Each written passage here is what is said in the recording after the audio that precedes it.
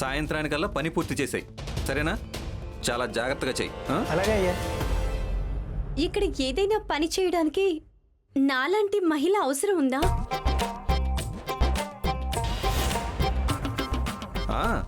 అవకాశం ఉంది, కానీ కష్టపడే మహిళకే అవకాశం ఉంది.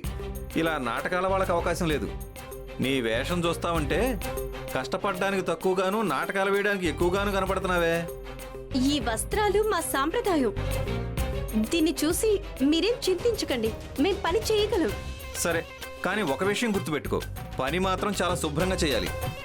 అలాగే. నీకు చెప్పిన పని ఉంది కదా, అది చాలా జాగ్రత్తగా చెయ్యి. సరేనండి. రండి.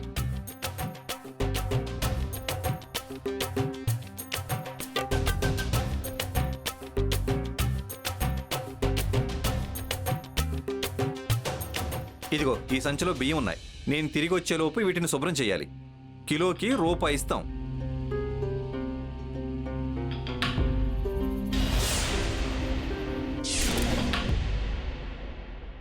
ఎవరి కారణంగా అయితే దేవేంద్రుడి భార్యనైన ఈర్ష్యాదేవికి ఈ స్థితి కలిగిందో, ఒక సాధారణ శ్రామికురాలి వలె కష్టపడాల్సి వస్తుందో, కారకురాలైన వారిని సమయం ఆసన్నమైనప్పుడు ఖచ్చితంగా దండిస్తాను.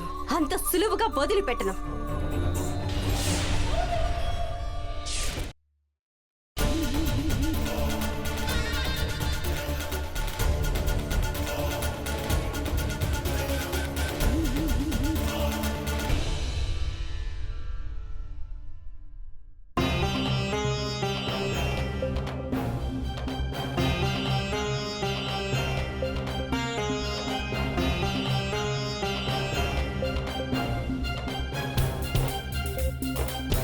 మాత, అటు చూడండి.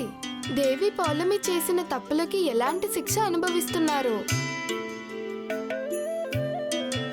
నాకు ఆమెను చూస్తుంటే చాలా ఆనందంగా అనిపిస్తుంది మాత. మాత, ఎందుకలా ఉన్నారు? మీరు ఆనందంగా లేరా? గోమాత, మనం ఈ విధంగా ఇంకొకరిని అపహాస్యం చేయకూడదు. దేవి పౌలమి మర్యాదను ఉల్లంఘించారు, అనుచిత కార్యం చేశారు. అందుచేత ఆమె అందుకు శిక్షను అనుభవిస్తున్నారు. ఈ విధంగా దేవి పౌలమిని అపహాస్యం చేస్తూ మీరు కూడా మీ మర్యాదను ఉల్లంఘించకండి. నన్ను దయచేసి క్షమించండి మాత. దేవి సంతోషి సత్యం పలికారు. నేడు మనుషులకి ముద్ర అంటే ధనలక్ష్మిని మించినది ఏదీ లేదు. దేవి పౌలమి కలలో కూడా ఊహించి ఉండరు తనకి ఆ లక్ష్మీదేవి అవసరం భూలోకంలో కలుగుతుందని. పౌలోమీదేవి ధనం సంపాదించటం కోసం కఠినంగా శ్రమించాలి. విధి నిర్ణయాన్ని ఎవరూ కాదనలేరు. అమ్మా, నీ ఆశీర్వాదం వల్ల జీవితంలో నేను ఎప్పుడూ నిరాశ చెందలేదు. ఇప్పుడు నేను నిరాశగా లేనమ్మా. కానీ ఒక్క విషయం తెలుసుకోవాలనుంది, ఇంకా నా జీవితంలో ఎన్ని మలుపులు రాబోతున్నాయో అని. నా జీవితాన్ని ఏ దిశలో తీసుకువెళ్తున్నావో తెలుసుకోవాలనుందమ్మా. ప్రతి అడుగులోనూ నువ్వే నాకు తోడుగా ఉన్నావు, దారిని చూపించావు. ఇక ముందు కూడా నీ కృపను ఇలాగే చూపించమ్మా. నా మనసులో ఉన్న ఈ సందేహాన్ని నువ్వే తొలగించాలమ్మా. నేనేమన్నా ధైర్యసారి జీవితంలో అడ్డంకులు కలిగిస్తున్నానా? నేనేం చేయాలమ్మా? నేనేం చేయాలి?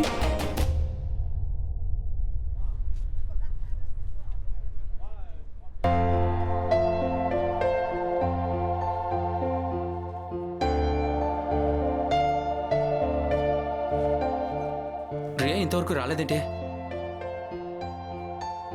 తను చెప్పిన ప్లేస్ అయితే ఇదే.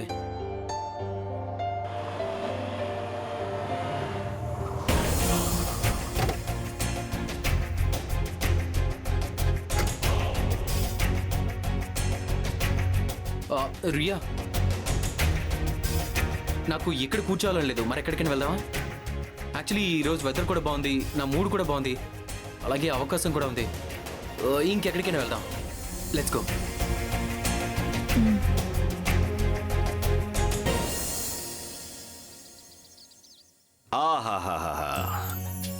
ఏం ఘుమఘుమలమ్మా, అంత శ్రద్ధగా ఇందాక నుంచి ఏం వంట చేస్తున్నావమ్మా?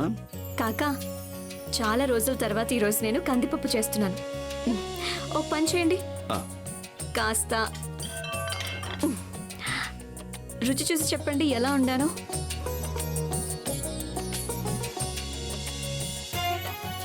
ఆహా, భలే రుచిగా ఉందమ్మా. ఎప్పట్లాగే నువ్వు ఈ పప్పులో ఎలాంటి లోటు చేయలేదు. కాకపోతే ఒక్క లోపం ఉందమ్మా. ఏమిటి? అది అమ్మా, నువ్వు తాలింపు వేయటం మర్చిపోయావు. మర్చిపోయాను, ఇప్పుడే వేస్తాను. ఆ, ఉమ్.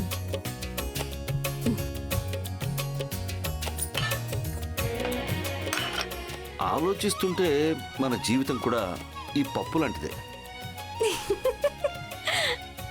నాలుగుకి రుచి బాగానే ఉంటుంది, కానీ ఈ తాలింపు పడకపోతే మజా రాదు కదా. దాని అర్థం?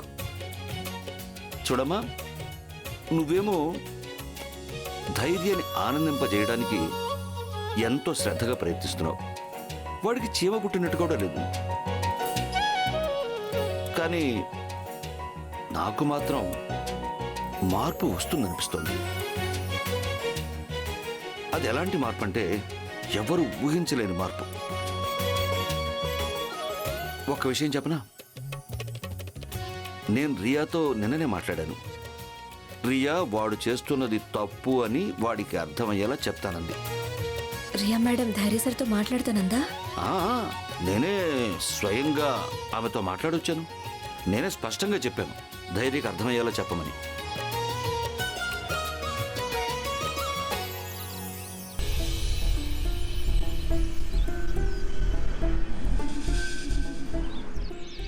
ఇదేదో ఉద్యానవనంలా ఉంది. ఇక్కడే శాంతంగానూ ఉంది. నీడనిచ్చే వృక్షాలు ఉన్నాయి. నేను కాసేపు ఇక్కడే విశ్రాంతి తీసుకుంటాను. విశ్రాంతి పిదప ఆలోచిస్తాను నేను మునుముందు ఏ కార్యం చేయాలో.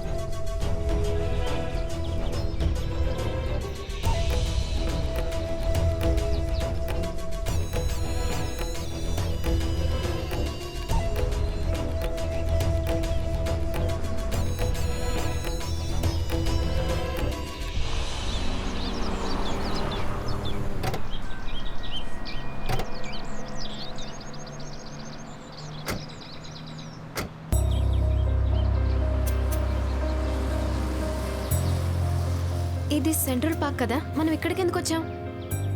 యూర్ రైట్, మనం సెంట్రల్ పార్క్కి వచ్చాం.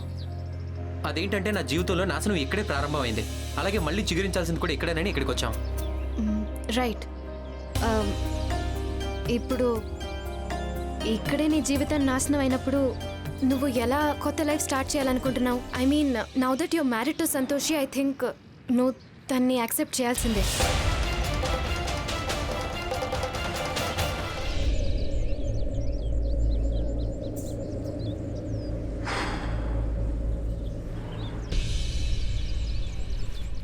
Why don't you listen Riya?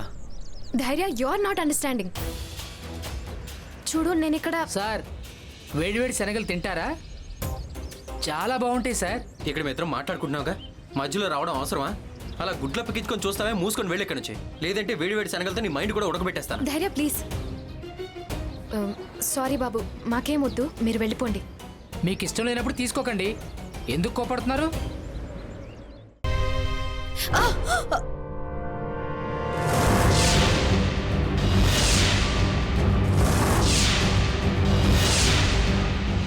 నువ్వు ఇక్కడికి ఎందుకు వచ్చావు?